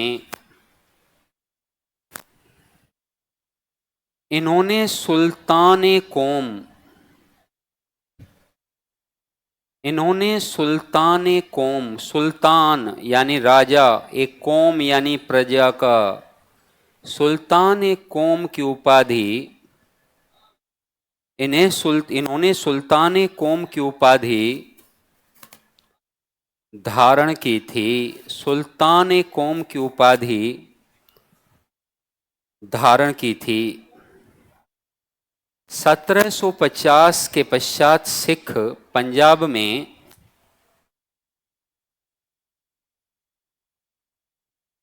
मिसलों की स्थापना करने लगे। मिसलों की स्थापना, मिसलों की स्थापना करने लगे। इतिहासकारों के अनुसार, इतिहासकारों के अनुसार इस दौर में पंजाब में, इतिहासकारों के अनुसार इस दौर में पंजाब में 12 सिख मिसलें थी। इस दौर में पंजाब में 12 सिख मिसलें थी, 12 सिख मिसलें थी। कनिंघम, इतिहासकार कनिंघम का नाम सुना है? लिखिए कनिंघम या इतिहासकार कनिंघम ने, इतिहासकार कनिंघम ने, इतिहासकार कनिंघम ने, इतिहासकार कनिंघम ने मिसलों को, मिसल का अर्थ, मिसल का अर्थ, अर्थ, अर्थ समान या एक समान बताया है, इक्वल बताया है, इक्वल बताया है। मिसल का अर्थ इक्वल बताया है, समान, एक समान। प्रत्येक मिसल का, प्रत्येक मिसल का, प्रत्येक मिसल का, प्रत्येक मिसल का अपना, अपना एक क्षेत्र, प्रत्येक मिसल का अपना एक क्षेत्र, एक नाम, कोमा नाम, निशान, प्रथम प्रत्येक मिसल का अपना एक क्षेत्र, नाम, निशान एवं झंडा होता था, एवं झंडा होता था, एवं झंडा होता था। छोटे छोटे 12 समुदाय बन गए बेटा। कितनी समुदाय सिख मिसले हो गई? 12। और 12 का एकीकरण कर देगा रणजीत सिंह, और यही सिख राज्य होगा, यही सिख साम्राज्य होगा। बात समझ में आई? तो ये 12 मिसले थी बच्चों। इसमें से कुछ सब मिसले तो हमारे लिए बहुत ज़्यादा इम्पोर्टेंट नहीं है, लेकिन बच्चों कुछ मिसले इसमें से महत्वपूर्ण हैं। जैसे हम कुछ मिसलों की बात करें तो ये है, एक कहलूवालिया मिसल है। लिखिए कुछ प्रमुख मिसले, कुछ प्रमुख मिसल, कुछ प्रमुख मिसलें या कुछ प्रमुख मिसल, कुछ प्रमुख मिसल, कुछ प्रमुख मिसल, कुछ प्रमुख मिसल। नंबर 1 अहलूवालिया मिसल, ऐसे बना सकते हो बेटा। अहलूवालिया मिसल, जस्सा सिंह अहलूवालिया, जस्सा सिंह अहलूवालिया, सुकरचकिया चरत सिंह, भंगी छज्जा सिंह, फुलकिया संधू जाट चौधरी, संधू जाट चौधरी। ये बच्चों लगभग लगभग 12 मिसले रही, जिसमें से हम प्रमुख मिसलों की बात कर रहे हैं। किसकी बात कर रहे हैं? प्रमुख मिसलों की बात कर रहे हैं। ऑनलाइन वाले बच्चे भी लिखेंगे।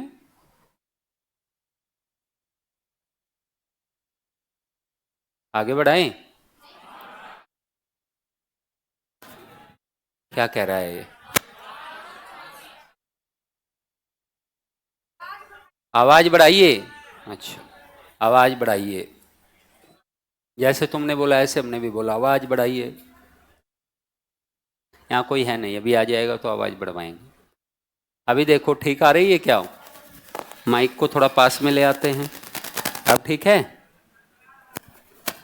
दरदरा रहा है, घनघना रहा है, ऐसा ही होता है। अच्छा, ये भी आवाज अलग ही तरह की, सरसराहट, घनघनाहट, थरथराहट, ये शब्द अपने ही हैं और अपने ही अर्थ होते हैं, और अपने आप ही जैसे बोलते हो तो आप समझ भी जाते हो, अच्छा ये बोल रहा है। जैसे आप देखोगे गांव का व्यक्ति कोई बेचारा डॉक्टर के पास पहुंचता है, तो मान लो उसको पेट में बीमारी है, तो वह पेट के भी सिम्टम्स तो जानता नहीं अच्छे से, तो कहेगा पेट गुम गुम सा रहता है, गुम गुम सा रहता है, गोला सा घूमता रहता है, गोला सा घूमता रहता है, ऐसे डिफाइन करता है अपनी बीमारियों को, क्योंकि वो सिम्टम्स उसे ऐसे ही रहते, और डॉक्टर भी पूरा समझ लेता है। ऐसा होता है कि नहीं? लिखो तो एलुवालिया, सुकरचकिया, भंगी छज्जा, सिंहपुरिया, और भी है सिंहपुरिया, बस यही है। रामगढ़िया, एक बार यूपीएससी ने क्वेश्चन पूछा है यहां से, 4 मिसल दे दिए, 4 संस्थापक दे दिए, 4 मिसल दे दिए, 4 संस्थापक दे दिए, मिलान करने के लिए बोल दिया।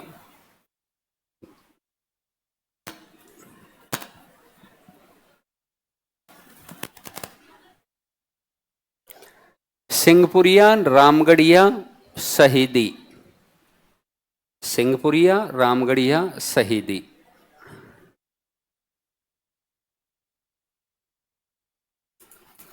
सिंहपुरिया, रामगढ़िया, शहीदी। अब ये पूरा क्लियर भी हो गया होगा। लिखो सिंहपुरिया,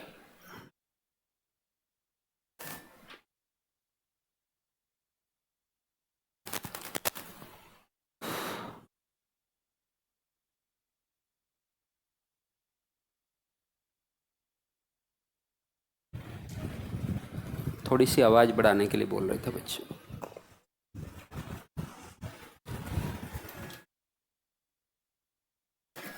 सिंहपुरिया, रामगढ़िया, ठीक है आवाज, और शहीदी। तो अब यहां पर थोड़ा सा बच्चों समझते हैं ना एक बार। ये मिसल है कुछ, इसमें से बच्चों जो ये सुकरचकिया मिसल है, कहाँ है? सुकरचकिया, ये राजा रणजीत सिंह की मिसल है बच्चों। ये किसकी मिसल है? राजा रणजीत सिंह की। तो आप हेडिंग लगाओ राजा रणजीत सिंह, राजा रणजीत सिंह, राजा रणजीत सिंह, राजा रणजीत सिंह, राजा रणजीत सिंह। 1792 से लेकर 1780 में जन्म है इनका, 1780 में जन्म है इनका। 12 साल की उम्र में बेटा 92 में इनके पिता चले गए, इनके पिता की मृत्यु हो गई बच्चों, महासिंह की मृत्यु हो गई। तो महासिंह कहते हैं चरत सिंह के बेटे थे, चरत सिंह, महासिंह और फिर राजा रणजीत सिंह। राजा रणजीत सिंह के बारे में यदि बच्चों हम शुरू से बात करना शुरू करें, अब देखें यहां पर, अब आपको होगी सर मिसल पर आकर हम रुक गए हैं, तो मिसलों को आगे हमें कैसे देखना है वो देखो एक बार। जैसे राजा रणजीत सिंह, राजा रणजीत सिंह की बात करनी है, राजा रणजीत सिंह की बात करनी है। तो जैसे पहला कि इनका जन्म 1780 में पंजाब में हुआ, 1780 में पंजाब में हुआ। कहाँ हुआ? पंजाब में।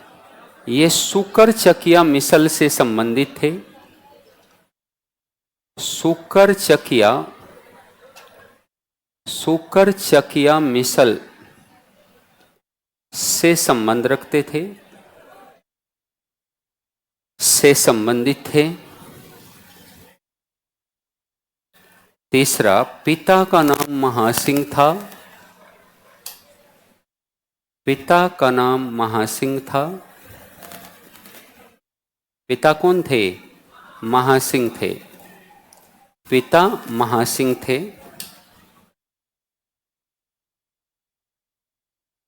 पिता महासिंह थे।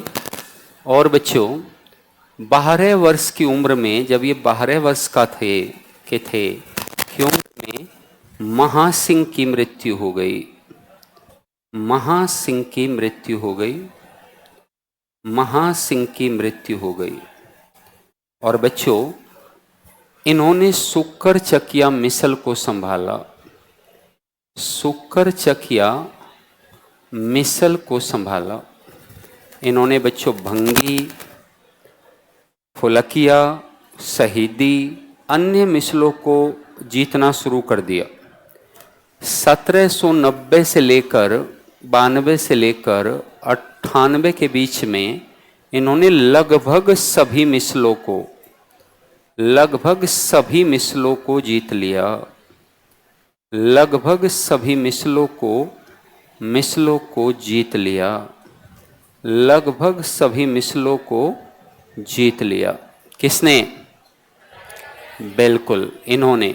और बच्चों 1798 में इन्हें अब्दाली के बेटे जमन शाह ने, अब्दाली के बेटे जमन शाह ने इन्हें राजा की उपाधि दी। किसकी उपाधि दी? राजा की उपाधि दी। याद है बच्चों दुर्रानी साम्राज्य था ऊपर, याद है ऊपर क्या था? दुर्रानी साम्राज्य था ऊपर, जिसके कारण ये स्थिति बनी। राजा की उपाधि इन्होंने बच्चों दी थी। तो लिखेंगे इसे एक एक करके पॉइंट को, पहले इतना समझो फिर आगे देखते हैं। राजा रणजीत सिंह का जन्म 1780 में, राजा रणजीत सिंह का जन्म 1780 में पंजाब में हुआ था।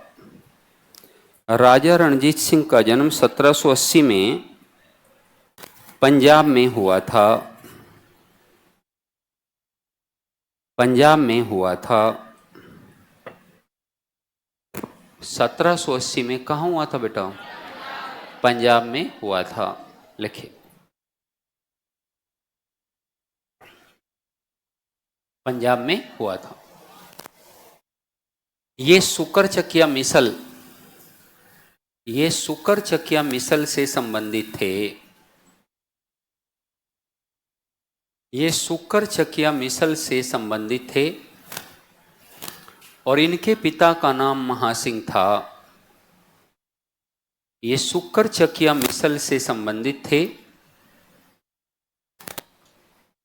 ये सुकर चकिया मिसल से संबंधित थे। इनके पिता का नाम महासिंह था, इनके पिता का नाम महासिंह था। महासिंह महासिंह की मृत्यु 1792 में हुई। महासिंह की मृत्यु 1792 में हुई, जब रणजीत सिंह मात्र 12 वर्ष के थे। जब रणजीत सिंह मात्र 12 वर्ष के थे, रणजीत सिंह मात्र 12 वर्ष के थे। रणजीत सिंह ने 12 वर्ष के थे। रणजीत सिंह ने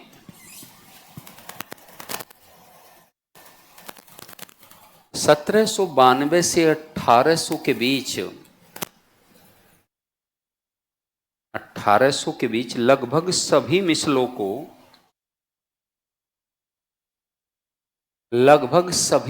को जीत लिया। लगभग सभी मिसलों को जीत लिया। 1798 में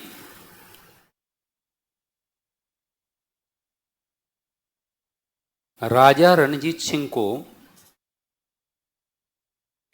अहमद शाह अब्दाली के पुत्र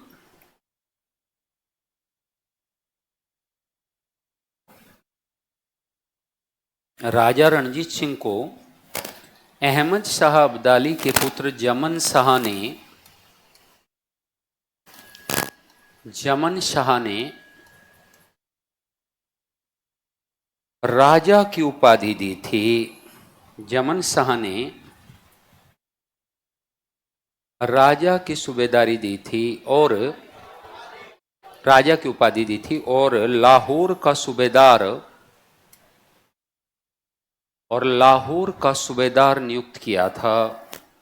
बच्चों, जो मुगल काल में पंजाब प्रांत था, ध्यान देंगे, जो मुगल प्रांत में पंजाब प्रांत था बच्चों, जो मुगल काल में पंजाब प्रांत है बच्चों, उसकी राजधानी, पंजाब प्रांत की राजधानी लाहौर थी बच्चों। क्या थी? लाहौर थी। मुगल काल में पंजाब प्रांत की राजधानी क्या थी? लाहौर थी बच्चों। तो लाहौर का इसे सूबेदार नियुक्त किया गया। लाहौर बाद में बच्चों इसके अंडर में चला गया अहमद शाह अब्दाली के। जमन शाह ने इसे राजा का टाइटल और उपाधि दी थी। लाहौर का सूबेदार बनाया इसने बच्चों। लाहौर, अमृतसर, पंजाब, फरीदकोट को जीत लिया। लिखिए, 1805 तक आते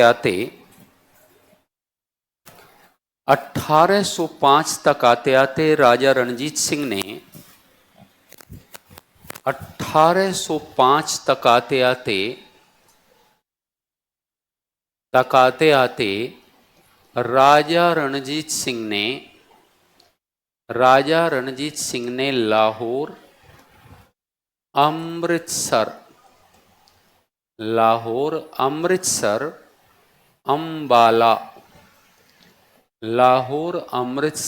अंबाला और फरीदकोट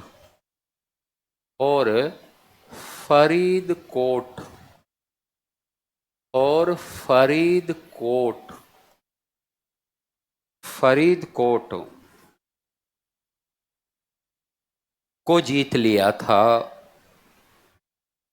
लिया था और उसने स्वतंत्र पंजाब राज्य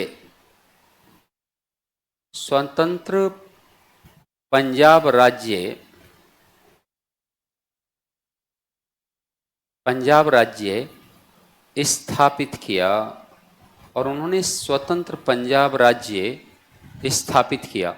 अब बच्चों कहते हैं राजा रणजीत सिंह ने एक बार जीतना शुरू किया तो धमाल मचा दिया। कहते हुए जीतते ही चले गए, चाहे वो फरीदकोट हो, चाहे वो ओलिवोल हो, चाहे वो नाभा हो, जींद हो, पटियाला हो। बच्चों, नाभा, जींद, पटियाला ये सब मिसलें भी स्थापित की गई थी, जैसे अहलूवालिया, जैसे बहुत सारी मिसल थी। तो अपने अपने क्षेत्रों में नगर स्थापित कर रहे थे। तो जो आज पंजाब के नगर आपको दिखाई देते हैं, जो आज पंजाब के नगर आपको दिखाई देते हैं, ज्यादातर मिस्लों ने ही स्थापित किए थे। ज्यादातर इनकी स्थापना किसने की थी? मिस्लों ने की थी। लेकिन बच्चों यहाँ एक ध्यान देने की बात है कि 1809 के आसपास बच्चों ब्रिटिशों की नजर पड़ी राजा रणजीत सिंह पर कि भाई राजा रणजीत सिंह तो तूफान मेल बना हुआ है। तो ब्रिटिशों ने राजा रणजीत सिंह को एक संधि के लिए बुलाया।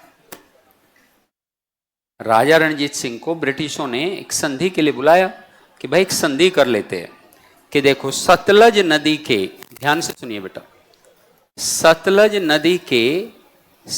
नदी के जो बच्चों इस साइड है, सतलज नदी जो बह रही है बच्चों, जो इस साइड है ऊपरी भाग, ये जो ऊपरी भाग है, ये जो ऊपरी भाग है, यहां तुम पूरा एक्सपेंशन करो, हम तुम्हें नहीं रोकते,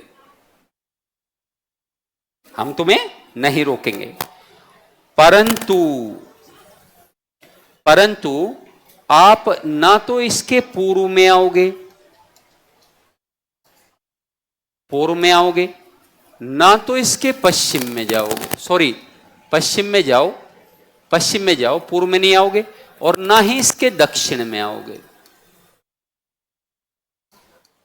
यस और नो? उत्तर में जाओ और पश्चिम में जाओ, तुम्हें कौन रोकता है? खूब जाओ, लेकिन अमृतसर की संधि के अनुसार तुम इधर मत आना, क्योंकि बच्चों राजा रणजीत सिंह लगातार जीतते आ रहे थे चीजों को। हरियाणा इत्यादि के क्षेत्र जीत डाले थे उन्होंने। अंबाला हरियाणा में ही है, अंबाला पंजाब और हरियाणा के बॉर्डर पर ही तो है। तो अब यानी ये सारी चीजें जो है, ये दक्षिण में तुम नहीं आओगे, और बच्चों कहां नहीं आओगे? दक्षिण में तुम नहीं आओगे, और कहां नहीं आओगे? पूर्व में नहीं आओगे। ये अमृतसर की संधि है। ये किसकी संधि है? अमृतसर की संधि है। लिखो, 1809 में ब्रिटिशों ने राजा रणजीत सिंह के साथ अमृतसर की संधि कर ली। राजा रणजीत सिंह के साथ अमृतसर की संधि कर ली।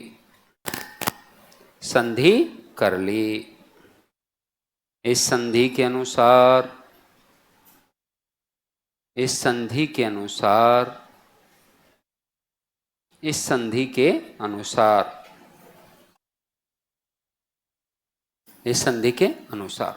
राजा रणजीत सिंह का साम्राज्य विस्तार सतलज नदी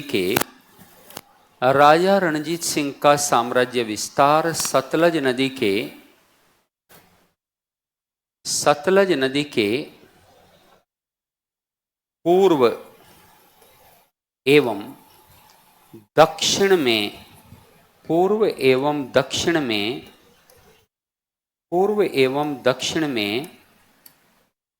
प्रतिबंधित कर दिया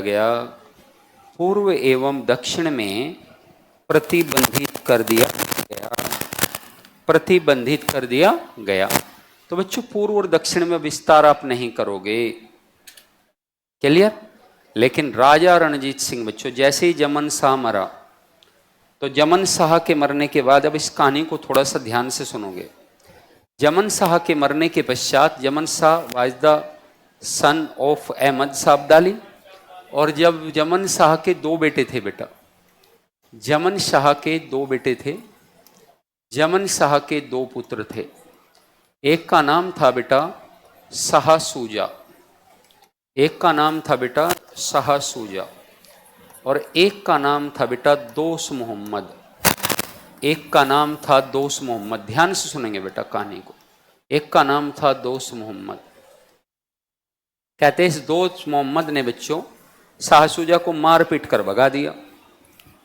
शाह सूजा को राज्य का भाग या गद्दी वगैरह नहीं दी बिल्कुल भी। राज्य उत्तराधिकार के युद्ध में इसे पीट पाट कर भगा दिया। ये राजा रणजीत सिंह के पास आ गया। राजा रणजीत सिंह के साथ इसके अच्छे संबंध थे।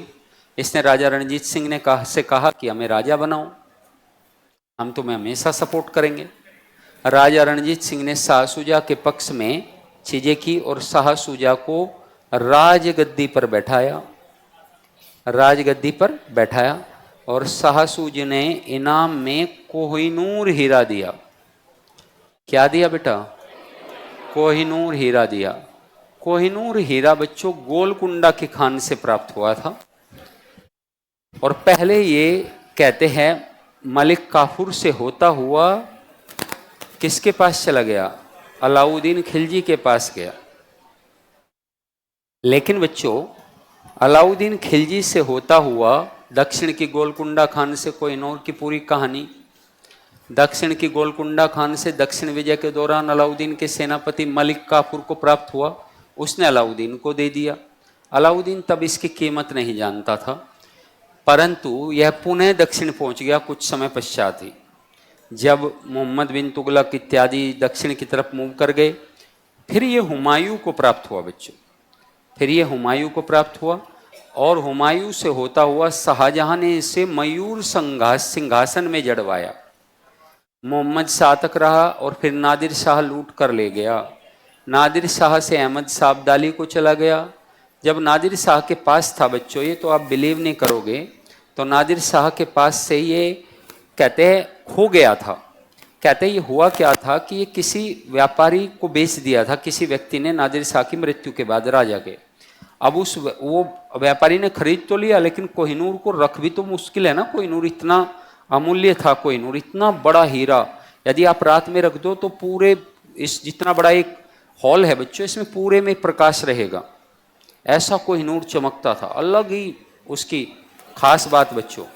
कहते 300 कुछ 700 कुछ कैरेट का था वो पहले, बाद में उसका कैरेट घटता हुआ गया। बाद में उसे बच्चों शाहजहां औरंगजेब के काल में तो उसको कटवा उठवा कर भी सेट करवाने का प्रयास किया था, जिससे उसका आकार भी छोटा हो गया। अब तो उस कोहिनूर आधा भी नहीं बचा। अब जो कोहिनूर है वो आधा भी नहीं बचा बच्चों। तो कहते हैं ये उस व्यापारी से जब लिया बच्चों, व्यापारी के पास रहा, तो ये कहीं बीच में गिर गया बच्चों। ये उसने छिपा रखा था कहीं। तो जब उस व्यापारी ने इसे छिपाया तो इस पर दीवार वगैरह बन गई और ये खो गया। कहते फिर ये अचानक से मिला, जब वहां दीवार विवार टूटी तो कोहिनूर मिला। तो कोहिनूर मिला तो फिर ये अहमद शाह अब्दाली और बच्चों जमन शाह के पास, फिर शाहसूजा के पास गया है। और शाहसूजा ने इसे राजा रणजीत सिंह को दे दिया और वर्तमान में इसे ब्रिटेन में रखा गया है। राजा रणजीत सिंह से इसे ब्रिटेन ले जाया गया। तो ये कोहिनूर हीरे की पूरी कहानी है। अब ब्रिटेन में हैं। अब विवाद उठता है कई बार कि ब्रिटेन से वापस लाओ कोहिनूर को, है ना। इस बात में बच्चों बहुत सारी बातें भी होती हैं। तो यहां पर सहायता दी बच्चों। तो लिखिए, राजा रणजीत सिंह ने जमन शाह की मृत्यु के पश्चात, राजा रणजीत सिंह ने जमन शाह की मृत्यु के पश्चात उसके पुत्रों, जमन शाह की मृत्यु के पश्चात उसके पुत्रों शाहसूजा और दोस्त मोहम्मद के बीच उत्तराधिकार के युद्ध में शाहसूजा, उसके पुत्रों शाहसूजा और दोस्त मोहम्मद के बीच उत्तराधिकार के युद्ध में, शाहसूजा और दोस्त मोहम्मद के बीच उत्तराधिकार के युद्ध में शाहसूजा का समर्थन किया, शाहसूजा का समर्थन किया और उसे अफगानिस्तान की गद्दी पर, और उसे अफगानिस्तान की गद्दी पर बैठाया।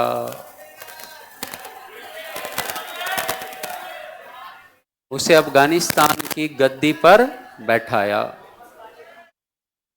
गद्दी पर बैठाया। शाहसूजा ने ही तुम्हारी इस मूर्खता का यही जवाब है। नहीं रिपीट करेंगे मतलब नहीं करेंगे। और तुम है ना, ओए लच्छूलाल मूर्ख गधे, जो तुम इतनी तेज आवाज में बोलते हो, एक बार भी प्यार से सुनता है हमें। अपनी मूर्खता को नीचे उतार के डाल दे गधे, नहीं तो बिना लड़े शहीद होगा। अरे मूर्ख, बात करना तो सीख ले। बुद्धिहीन व्यक्ति, कम से कम बुद्धि ले आ, थोड़ा सा स्तर बढ़ा ले अपना। काहे का अधिकारी बनेगा रे तू?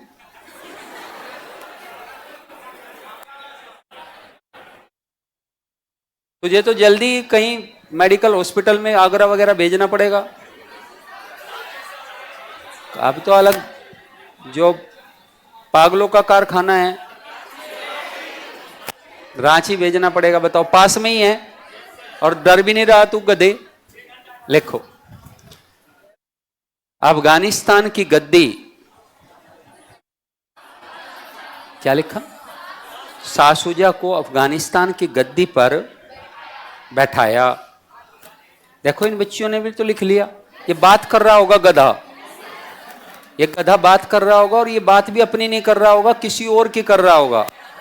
इसे कोई दोस्त बता रहा होगा कि मेरे दोस्त का ब्रेकअप हो गया, ये इसमें रस ले रहा होगा, आनंद की प्राप्ति कर रहा होगा। सेंटेंस लंबा था, छूट गया। अब फिर इसे, अरे ये तुम्हारा सेंटेंस छूट गया, तो फिर पढ़ाई भी तो इसे करनी है ना। चटकारे लेकर दूसरे की बात भी सुननी है और पढ़ाई भी करनी है। बेटा, उसका टूट गया तो टूट गया दिल, तो अपना मत तोड़। लिखो, गद्दी पर बैठा। शाहसूजा ने ही राजा रणजीत सिंह को, शाहसूजा ने ही राजा रणजीत सिंह को, शाहसूजा ने ही राजा रणजीत सिंह को कोहिनूर हीरा दिया था, कोहिनूर हीरा प्रदान किया था, या कोहिनूर हीरा दिया था। उपहार स्वरूप बच्चों कोहिनूर हीरा दिया था। राजा रणजीत सिंह ने 1813 से, राजा रणजीत सिंह ने 1818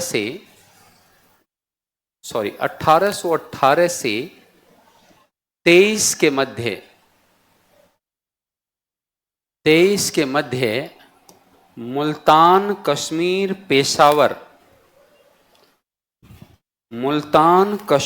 पेशावर जैसे क्षेत्रों को, मुल्तान, कश्मीर और पेशावर, मुल्तान, कश्मीर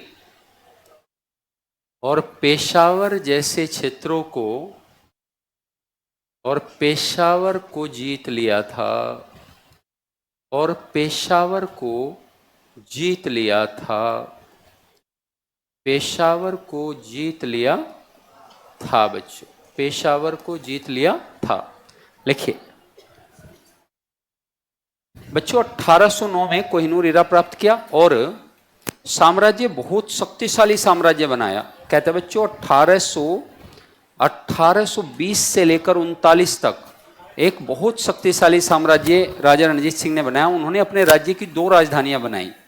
ध्यान से सुनेंगे बेटा, राजा रणजीत सिंह के राज्य की 2 राजधानियां थी। राजा रणजीत सिंह की कितनी राजधानियां थी? 2। राजा रणजीत सिंह की कितनी राजधानियां थी? 2। पहली थी बेटा लाहौर। लाहौर इनकी राजनीतिक राजधानी थी बेटा। क्या थी मेरे बच्चों? राजनैतिक राजधानी थी, राजनैतिक राजधानी थी मेरे बच्चों। और यहां से राजनीति का काम चलाते थे। एक राजधानी बच्चों इनकी अमृतसर थी। क्या थी बेटा? अमृतसर थी। अमृतसर इनकी राजधानी थी। धार्मिक बेटा, कैसी राजधानी थी बेटा? धार्मिक राजधानी थी बेटा, धार्मिक राजधानी थी बेटा अमृतसर, धार्मिक राजधानी थी बेटा अमृतसर इनकी। ठीक है, और इन्होंने 2 राजधानियां बनाई। और बताया ना बच्चों मैंने, 1820 से लेकर 39 तक के बीच में बच्चों महान साम्राज्य का गठन किया इन्होंने, शक्तिशाली राज्य का गठन किया। इनकी सेना दुनिया की सेना की दूसरे नंबर की सेना थी बच्चों। आप सोचो, यानी आप ये मानकर चलिए कि इनकी सेना का नाम था फौज आइन। इससे क्वेश्चन पूछा गया है। इनकी सेना का नाम था फौज आइन। पंजाब तो वैसे भी बिहार का पसंदीदा टॉपिक है, कई बार क्वेश्चन पूछे जाते हैं। पिछली बार भी पटना साहिब पूछा था, है कि नहीं, जो गुरु गोविंद सिंह जी से संबंधित है। लिखो बेटा, लाहौर 1820 से 39 के मध्य, 1820 से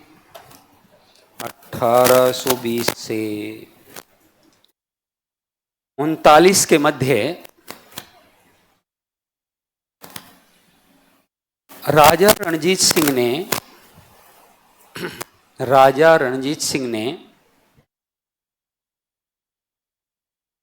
एक शक्तिशाली राज्य की स्थापना की थी। उसकी 2 राजधानियां थी। रणजीत सिंह की 2 राजधानियां थी। नंबर 1 लाहौर, राजनीतिक राजधानी। नंबर 2 अमृतसर, नंबर 2 अमृतसर, धार्मिक राजधानी। अरे सिख धर्म की स्थापना पंजाब में हुई, किसने की? पीछे वाले, आगे वाले, आवाज नहीं आई। गुरु नानक सिख धर्म के संस्थापक थे। निराकार निर्गुण ईश्वर को माना। तलवंडी में मर्दाना उनके शिष्य थे। कितने गुरु हुए टोटल? 10वें गुरु और अंतिम गुरु कौन से थे? कहां जन्म हुआ? गुरु पद को समाप्त किया, खालसा पंथ की स्थापना की, पंच ककार का सिद्धांत दिया, गुरु ग्रंथ साहिब को अगले बादशाह का ग्रंथ बनाया। गुरु पद के स्थान पर अब गुरु ग्रंथ साहिब है। गुरु गोविंद सिंह की मृत्यु कहां हुई? नांदेड़ महाराष्ट्र में। बहादुर शाह ने 5000 का मनसब दिया। इसके बाद सिखों के नेता कौन बने? बंदा बहादुर को फर्रुख शेर ने मरवा दिया। इसे सच्चा बादशाह कहा जाता था। सिख नेतृत्व विहीन हो गए। जकारिया खान ने नवाब सिंह को जमींदारी दी। मिसलों का विकास हुआ। सुकर चिकर मिसल में राजा रणजीत सिंह का जन्म हुआ और राजा रणजीत सिंह ने राज्य की स्थापना कर दी। इसके आगे की कहानी सुनेंगे कल की क्लास में। आज के लिए इतना ही रहेगा। बहुत बहुत धन्यवाद, बहुत बहुत आभार प्यारे बच्चों।